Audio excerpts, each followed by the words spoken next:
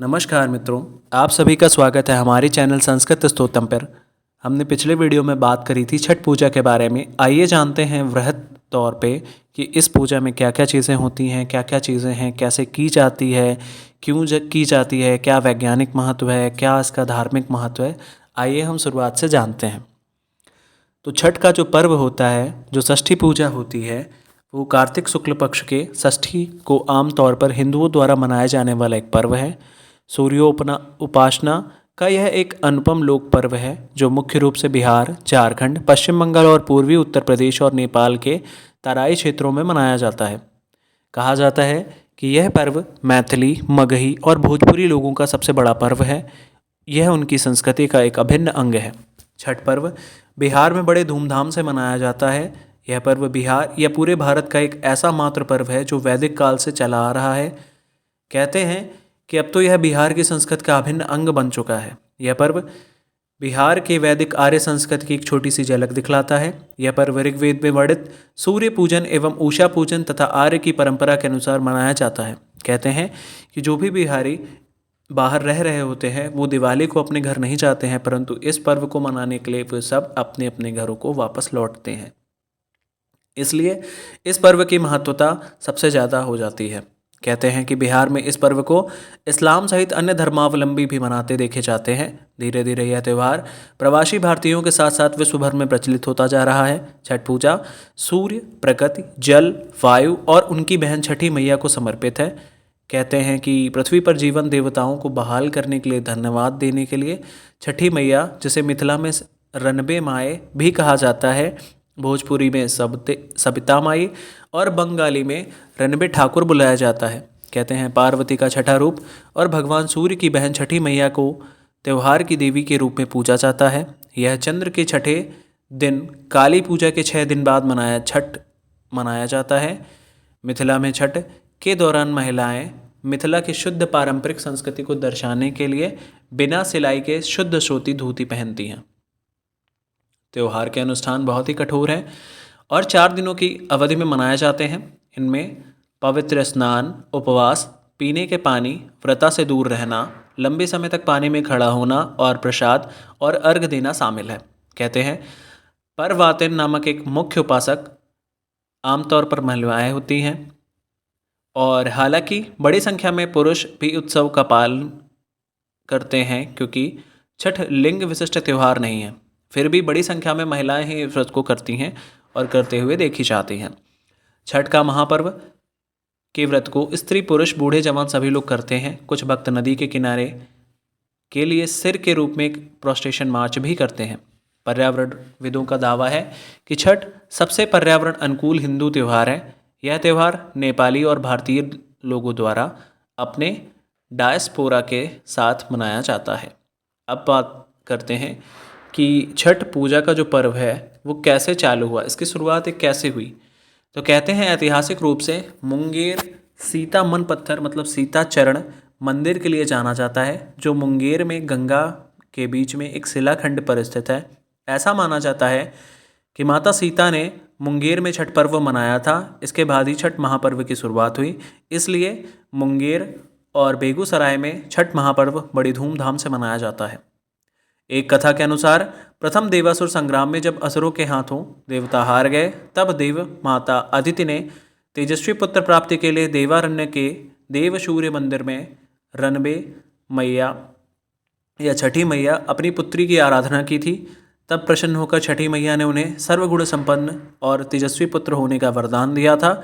इसी के बाद अदिति के पुत्र हुए त्रिदेव रूप में आदित्य भगवान, जिन्होंने असुरों पर देवताओं को विजय दिलाई थी। अब बात करते हैं इसका नामकरण कैसे पड़ा। तो हर छठ षष्ठी का अपभ्रंश है। कार्तिक मास की अमावस्या को दिवाली के बाद मनाने के बाद मनाए जाने वाले इस 4 दिवसीय व्रत की सबसे कठिन एवं महत्वपूर्ण रात्रि कार्तिक शुक्ल की षष्ठी होती है। कहते हैं कि कार्तिक शुक्ल पक्ष की षष्ठी को यह व्रत मनाए जाने के कारण इसका नामकरण छठ व्रत पड़ा। छठ पूजा साल में 2 बार होती है, एक चैत मास में, दूसरा कार्तिक मास में शुक्ल पक्ष चतुर्थी तिथि, पंचमी तिथि, षष्ठी तिथि और सप्तमी तिथि को मनाया जाता है। षष्ठी देवी माता को कात्यायनी माता के नाम से भी जाना जाता है। नवरात्रि के दिन में हम षष्ठी माता की पूजा भी करते हैं। षष्ठी माता की पूजा घर परिवार के सभी सदस्यों के सुरक्षा एवं स्वास्थ्य लाभ के लिए की जाती है। षष्ठी माता की पूजा सूरज भगवान और माँ गंगा की पूजा देश में बहुत लोकप्रिय पूजा मानी जाती है। यह प्राकृतिक सौंदर्य एवं परिवार के कल्याण के लिए की जाने वाली एक महत्वपूर्ण पूजा है। इस पूजा में गंगा स्थान या नदी तालाब जैसे जगह होना अनिवार्य है। यही कारण है कि छठ पूजा के लिए सभी नदी तालाब की साफ सफाई करवाई जाती है और नदी तालाब को सजाया जाता है एवं उसके किनारे वेदियाँ सजाई जाती हैं। प्राकृतिक सौंदर्य में गंगा मैया और नदी तालाब मुख्य स्थान माना जाता है। अब जानते हैं कि यह लोक आस्था का पर्व क्यों है और कैसे है। तो कहते हैं कि भारत में छठ सूर्योपासना के लिए प्रसिद्ध पर्व है। मूलतः सूर्य षष्ठी व्रत होने के कारण इसे छठ कहा गया। इस पर्व में को वर्ष में 2 बार मनाया जाता है, पहली बार चैत्र में, दूसरी बार कार्तिक में। चैत्र शुक्ल पक्ष में षष्ठी पर मनाए जाने वाले पर्व को छठ पर्व या चैती छठ और कार्तिक शुक्ल पक्ष की षष्ठी पर मनाए जाने पर्व को कार्तिकी छठ कहा जाता है। पारिवारिक सुख, समृद्धि और मनवांछित फल की प्राप्ति के लिए यह पर्व मनाया जाता है। स्त्री और पुरुष समान रूप से इस पर्व को मनाते हैं। छठ व्रत के संबंध में अनेक कथाएं प्रचलित हैं। उनमें से एक कथा के अनुसार कि जब पांडव अपना सारा राजपाट जुए में हार गए, तब श्री कृष्ण द्वारा बताए गए उपायों के जाने पर द्रौपदी ने इस छठ व्रत को रखा था। तब उनकी सारी मनोकामनाएं पूर्ण हुई। पांडवों को उनका राजपाट वापस मिल गया। लोक परंपरा के अनुसार सूर्यदेव और छठी मैया का संबंध भाई बहन का माना जाता है। लोकमात्र का षष्ठी की पहली पूजा सूर्य ने ही की थी। अब छठ पर्व का अगर वैज्ञानिक दृष्टिकोण से देखा जाए तो जो षष्ठी तिथि या छठ को एक विशेष खगोलीय परिवर्तन होता है। इस समय सूर्य की पराबैंगनी किरणें पृथ्वी की सतह पर सामान्य से अधिक मात्रा में एकत्र हो जाती हैं। इस कारण से इसके संभावित कुप्रभावों से मानव पर यथासंभव रक्षा करने का सामर्थ्य प्राप्त होता है। पूर्व पालन से सूर्य का प्रकाश जो पराबैंगनी किरणें के हानिकारक प्रभाव होते हैं उनकी जीवों की रक्षा संभव हो जाती है। पृथ्वी के जीवों को इससे बहुत लाभ होता है। सूर्य के प्रकाश के साथ उसकी पराबैंगनी किरण भी चंद्रमा और पृथ्वी पर आती हैं। सूर्य का प्रकाश जब पृथ्वी पर पहुंचता है तो पहले वायुमंडल में मिलता है। वायुमंडल में प्रवेश करने पर उसे आयन मंडल मिलता है। पराबैंगनी किरणों का उपयोग कर वायुमंडल अपने ऑक्सीजन तत्व को संश्लेषित कर उसे एलोट्रोप ओजोन में बदल देता है। इस क्रिया द्वारा सूर्य की पराबैंगनी किरणों का अधिकांश भाग पृथ्वी के वायुमंडल में ही अवशोषित हो जाता है। पृथ्वी की सतह पर उसका नगण्य भाग ही पहुंच पाता है। सामान्य अवस्था में पृथ्वी की सतह पर पहुंचने वाले पराबैंगनी किरण की मात्रा मनुष्यों एवं जीवों को सहन करने की सीमा में होती है। अतः सामान्य अवस्था में मनुष्य पर उसका कोई विशेष हानिकारक प्रभाव नहीं पड़ता, बल्कि उस धूप में द्वारा हानिकारक कीटाणु मर जाते हैं, जिससे मनुष्य जीवन का लाभ होता है। अब बात करते हैं कि छठ का पर्व किस प्रकार मनाते हैं। तो यह पर्व 4 दिनों का है। भैया दूज के तीसरे दिन से यह आरंभ होता है। पहले दिन सेंधा नमक और घी से बना हुआ अरवा चावल और कद्दू की सब्जी प्रसाद के रूप में ली जाती है। अगले दिन से उपवास आरंभ होता है। व्रती दिन भर अन्न जल त्याग कर शाम करीब 7 बजे खीर बनाकर पूजा करने के उपरांत उसे प्रसाद के रूप में ग्रहण करती है, जिसे खरना कहते हैं। तीसरे दिन डूबते हुए सूर्य को अर्घ्य यानी दूध अर्पण किया जाता है। अंतिम दिन उगते हुए सूर्य को अर्घ्य देते हैं। पूजा में पवित्रता का विशेष ध्यान रखा जाता है। लहसुन प्याज वर्जित होता है। जिन घरों में यह पूजा होती है वहाँ भक्ति गीत गाए जाते हैं। अंत में लोगों को पूजा का प्रसाद दिया जाता है। अब अगर बात करें कि छठ का जो पर्व है वो कैसे मनाते हैं और ये 4 दिन किस तरीके से रहते हैं और इस जो छठ का जो उत्सव है वो किस प्रकार से रहता है, तो आइए उस पर चर्चा करते हैं। तो छठ पूजा 4 दिवसीय एक उत्सव होता है। इसकी शुरुआत कार्तिक शुक्ल चतुर्थी को और समाप्ति कार्तिक शुक्ल सप्तमी को होती है। इस दौरान व्रती लगातार 36 घंटे का व्रत रखती है। इस दौरान वे पानी भी ग्रहण नहीं करते हैं। अब सबसे पहले दिन की बात करें तो नहाए खाए आ जाता है कि छठ पर्व का पहला दिन, जिसे नहाए खाए के नाम से जाना जाता है, उसकी शुरुआत चैत्र या कार्तिक के महीने में चतुर्थी कार्तिक शुक्ल चतुर्थी से होती है। सबसे पहले घर की सफाई कर उसे पवित्र किया जाता है। उसके बाद व्रती अपने नज़दीक में स्थित गंगा नदी या गंगा की सहायक नदी या किसी भी नदी या तालाब में जाकर स्नान करते हैं। व्रती इस दिन नाखून वगैरह अच्छी तरह से काटकर स्वच्छ जल से अच्छी तरह बालों को धोते हुए स्नान करते हैं। लौटते समय वे अपने साथ गंगा जल लेकर आते हैं, जिसके उपयोग वे खाना बनाने में करते हैं। वे अपने घर के आसपास को साफ सुथरा रखते हैं। व्रती इस दिन सिर्फ एक बार ही खाना खाते हैं। खाने में व्रती कद्दू की सब्जी, मूंग चना दाल, चावल का उपयोग करते हैं। तली हुई पूरी या पराठे आदि सब वर्जित माना जाता है। यह खाना कांसे की मिट्टी या बर्तन में पकाया जाता है। खाना पकाने के लिए आम की लकड़ी या मिट्टी के चूल्हे का इस्तेमाल किया जाता है। जब खाना बन जाता है तो सर्वप्रथम व्रती खाना खाते हैं, उसके बाद ही परिवार के अन्य सदस्य खाने को प्राप्त करते हैं। अब बात करते हैं दूसरे दिन खरना या लोहंडा की। तो कहते हैं कि छठ का दूसरा पर्व, जैसे लोहंडा के या खरना के नाम से हम जानते हैं, वो कार्तिक महीने की पंचमी को मनाया जाता है। और इस दिन जो व्रती होती है वो पूरे दिन का उपवास रखते हैं। इस दिन व्रती अन्न तो दूर की बात है, सूर्यास्त से पहले पानी की एक बूंद तक ग्रहण नहीं करते हैं। शाम को चावल, गुड़ और गन्ने के रस का उपयोग कर खीर बनाई जाती है। खाना बनाने में नमक और चीनी का प्रयोग नहीं किया जाता है। इन दो चीज़ों से पुनः सूर्य देव को नैवेद्य देकर उसी को घर में एकांत करते हैं, अर्थात एकांत में रहकर उसे ग्रहण करते हैं। परिवार के सभी सदस्य उस समय घर से बाहर चले जाते हैं ताकि कोई शोर ना हो सके। एकांत से खाते समय व्रती हेतु किसी तरह की आवाज़ सुनना भी पर्व के नियमों के विरुद्ध माना जाता है। पुनः व्रती खाकर अपने सभी परिवारजनों एवं मित्रों एवं रिश्तेदारों को वही खीर रोटी का प्रसाद खिलाती है। इस संपूर्ण प्रक्रिया को खरना कहा जाता है कि चावल का पिट्ठा व घी की लगी रोटी भी प्रसाद के रूप में वितरित की जाती है। इसके बाद अगले 36 घंटों के लिए व्रती निर्जला व्रत रखती है। मध्य रात्रि को व्रती छठी पूजा के लिए विशेष प्रसाद ठकुआ बनाती है, जो कि बहुत ही ज़्यादा प्रसिद्ध माना जाता है। अब बात करते हैं तीसरे दिन या संध्या अर्घ के बारे में। या संध्या अर्घ कैसे होती है, तो कहते हैं कि जो छठ पर्व का जो तीसरा दिन है वो संध्या अर्घ के नाम से जाना जाता है। चैत्र या कार्तिक शुक्ल की षष्ठी को मनाया जाता है और यह इस छठ पर्व का सबसे मुख्य दिन माना जाता है। पूरे दिन सभी लोग मिलकर पूजा की तैयारियां करते हैं। छठ पूजा के लिए विशेष प्रसाद जैसे ठेकुआ बनाया जाता है, चावल के लड्डू जिन्हें कचवनिया भी कहा जाता है। छठ पूजा के लिए एक बांस की बनी हुई टोकरी, जिसे दौरा कहते हैं, में पूजा के प्रसाद फल डालकर देवकारी में रख दिया जाता है। वहाँ पूजा अर्चना करने के बाद में शाम को एक सूप में नारियल, 5 प्रकार के फल और पूजा का अन्य सामान लेकर दौरा में रखकर घर का पुरुष अपने हाथों में लेकर उठाकर छठ घाट पर ले जाता है, जहाँ पर मतलब कि किसी भी नदी या तालाब के किनारे जहाँ पर पूजा के लिए सजाया गया होता है वहाँ पे ले जाता है। यह अपवित्र ना हो इसके लिए इसे सर पर उठाकर ऊपर की तरफ चलते हैं। छठ घाट की तरफ जाते हुए रास्ते में प्रायः महिलाएं छठ का गीत गाते हुए जाती हैं। नदी या तालाब के किनारे जाकर महिलाएं घर के किसी सदस्य द्वारा बनाए गए चबूतरे पर बैठती हैं। नदी से मिट्टी निकालकर छठ माता का जो चौरा बना रहता है उस पर पूजा का सारा सामान रखकर नारियल चढ़ाते हैं, दीप जलाते हैं। सूर्यास्त से कुछ पहले सूर्य देव की पूजा का सारा सामान लेकर घुटने भर पानी में जाकर खड़े हो जाते हैं और डूबते हुए सूर्य को अर्घ देकर 5 बार यह परिक्रमा करते हैं। सामग्रियों में व्रतियों द्वारा स्वनिर्मित गेहूं के आटे के निर्मित ठेकुआ सम्मिलित होते हैं। यह ठेकुआ इसलिए कहलाता है क्योंकि इसे काठ के एक विशेष प्रकार के डिज़ाइनर फॉर्म पर आटे की लुगदी को ठोक कर बनाया जाता है।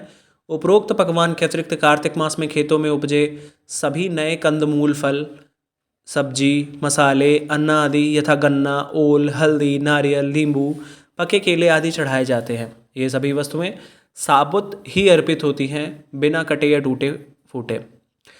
इसके अतिरिक्त दीप जलाने हेतु नए दीपक, नई बत्तियां, घी लेकर घाट पर जलाया जाता है। इसमें सबसे महत्वपूर्ण अन्न जो है वो है कुसही, केराव के दाने, हल्का हरा काला मटर से थोड़ा छोटा दाना है, जो टोकरी में लाए तो जाते हैं पर संध्या अर्घ में सूरज देव को अर्पित नहीं किए जाते हैं। इन्हें टोकरे में कल सुबह उगते सूर्य को अर्पण करने हेतु सुरक्षित रख दिया जाता है। बहुत सारे लोग घाट पर रात भर ठहरते हैं। वहीं कुछ लोग छठ का गीत गाते हुए सारा सामान लेकर घर आ जाते हैं व अगली सुबह फिर जाते हैं। जो सामान लेकर आते हैं उसे वो देवकरी में रख देते हैं। अब बात करते हैं अगले दिन, चौथे दिन की। तो चौथे दिन कार्तिक शुक्ल की सप्तमी के सुबह उदीयमान सूर्य को अर्घ्य दिया जाता है। सूर्योदय से पहले ही व्रती लोग घाट पर उगते हुए सूर्य देव की पूजा हेतु पहुंच जाती हैं। शाम की ही तरह उनके पुरजन परिजन साथ में रहते हैं। संध्या अर्घ्य में अर्पित पकवानों को नए पकवानों से प्रतिस्थापित कर दिया जाता है, परंतु कंदमूल फलादि वही रहते हैं। सभी नियम विधान सांध्य अर्घ्य की तरह ही होते हैं। सिर्फ व्रती लोग इस समय पूरब की ओर मुख कर पानी में खड़े होते हैं, क्योंकि जब शाम के समय संध्या हो रही होती तो सूरज पश्चिम में अस्त होता है और उदयमान जो सूर्य होता है वो पूर्व में उदय होता है। सूर्योपासना की जाती है। उसके पश्चात में पूजा अर्चना समाप्त होने के बाद घाट का पूजन होता है। वहाँ उपस्थित लोगों में प्रसाद का वितरण करके व्रती घर आ जाते हैं और घर पर भी अपने परिवार आदि को प्रसाद वितरण करते हैं। व्रती घर वापस आकर अपने गांव के पीपल के पेड़, जिसे ब्रह्म बाबा कहते हैं, वहाँ जाकर पूजा करते हैं। पूजा के पश्चात व्रती कच्चे दूध का शरबत पीकर और थोड़ा प्रसाद खाकर व्रत पूर्ण करते हैं, जिसे पारण या परना कहते हैं। व्रती लोग खरने के दिन से आज तक निर्जला उपवास करती है और आज सुबह ही नमक युक्त भोजन करती हैं। मतलब कहने का आशय यह है कि 4 दिन के भीतर इस चलने वाले छठ पर्व में नमक युक्त भोजन बिल्कुल भी नहीं किया जाता है। अब बात कर लेते हैं व्रत के बारे में कि व्रत ये कितना कठिन है, कैसे क्या होता है, चीज़ें की क्या चीज़ें होती हैं, कैसे क्या परिधान पहने जाते हैं। तो छठ उत्सव के केंद्र में छठ व्रत है, जो कि एक कठिन तपस्या की तरह होता है, क्योंकि यह लगातार 4 दिनों तक चलने वाला एक व्रत है। यह छठ व्रत अधिकतर महिलाओं द्वारा किया जाता है। कुछ पुरुष भी इस व्रत को रखते हैं। व्रत रखने वाली महिलाओं को परवैतिन कहा जाता है। 4 दिनों के इस व्रत में व्रती को लगातार उपवास करना होता है। भोजन के साथ सुखद शैया का भी त्याग करना होता है। पर्व के लिए बनाए गए कमरे में व्रती फर्श पर एक कंबल या चादर के सहारे ही रात बिताती है। इस उत्सव में शामिल होने वाले लोग भी सभी नए कपड़े पहनते हैं, जिनमें किन्हीं भी प्रकार की सिलाई नहीं की गई हो। व्रती को ऐसे कपड़े पहनना अनिवार्य होता है। महिलाएं साड़ी और पुरुष धोती पहनकर छठ का पर्व मनाते हैं। छठ पर्व को शुरू करने के बाद सालों साल तब तक करना होता है जब तक कि अगली पीढ़ी की किसी विवाहित महिला इसके लिए तैयार ना हो जाए। घर में किसी की मृत्यु हो जाने पर ही यह पर्व नहीं मनाया जाता। अर्थात एक स्त्री अपने जीवन पर्यंत इस व्रत को रखती है जब तक कि उसके घर में कोई दूसरा इस व्रत को मनाना या इस व्रत को रखना स्वीकार ना कर ले या करना चालू ना कर दे। ऐसी मान्यता है कि छठ पर्व पर व्रत करने वाली महिलाओं को पुत्र रत्न की प्राप्ति होती है। पुत्र की चाहत रखने वाली एवं पुत्र की कुशलता के लिए सामान्य तौर पर महिलाएं व्रत रखती हैं। पुरुष भी पूरी निष्ठा से अपने मनोवांछित कार्य के सफल होने के लिए यह व्रत करते हैं। अब बात करते हैं कि छठ पूजा के दौरान जो सूर्य होते हैं, जो सूर्य भगवान होते हैं, भगवान भास्कर जो होते हैं, उनकी ही पूजा का विशेष महत्व क्यों है या किसी अन्य देव की पूजा का महत्व क्यों नहीं है। कहते हैं कि छठ पर्व जो होता है वो सूर्य की आराधना का ही पर्व होता है, जिसे हिंदू धर्म में विशेष स्थान प्राप्त है।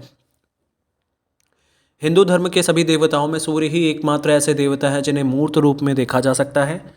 कहते हैं सूर्य की शक्तियों का मुख्य स्रोत उनकी पत्नी उषा एवं प्रत्युषा हैं। छठ में सूर्य के साथ साथ दोनों शक्तियों के संयुक्त आराधना भी की जाती है। प्रातःकाल में सूर्य की पहली किरण उषा और सायं काल में सूर्य की अंतिम किरण प्रत्युषा को अर्घ देने के लिए दोनों का नमन किया जाता है। जैसा कि आपने पहले ही जाना है कि तीसरे दिन हम शाम को अर्घ देते हैं और चौथे दिन हम सुबह अर्घ देते हैं। सूरज की पहली किरण के साथ में ही अर्घ देने का कार्यक्रम किया जाता है, पूजन किया जाता है। अब बात करते हैं कि सूर्योपासना की परंपरा क्या है, कैसे है। तो भारत में सूर्योपासना की जो सूर्य की उपासना की परंपरा है वो ऋग्वेद काल से होती आ रही है। सूर्य और इसकी उपासना की चर्चा विष्णु पुराण, भगवत पुराण, ब्रह्मा वैवर्त पुराण आदि में विस्तार से की गई है। मध्यकाल तक छठ सूर्य उपासना के व्यवस्थित पर्व के रूप में प्रतिष्ठित हो गया था, जो अभी तक चलता चला जा रहा है।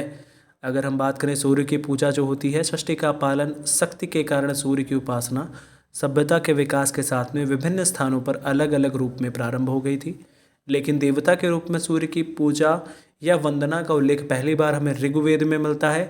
इसके बाद अन्य सभी वेदों के साथ ही उपनिषदों आदि वैदिक ग्रंथों में इसकी चर्चा प्रमुखता से हुई है।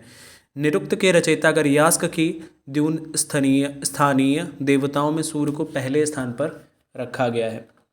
उत्तर वैदिक काल के अंतिम कालखंड में सूर्य के मानवीय रूप की कल्पना होने लगी थी।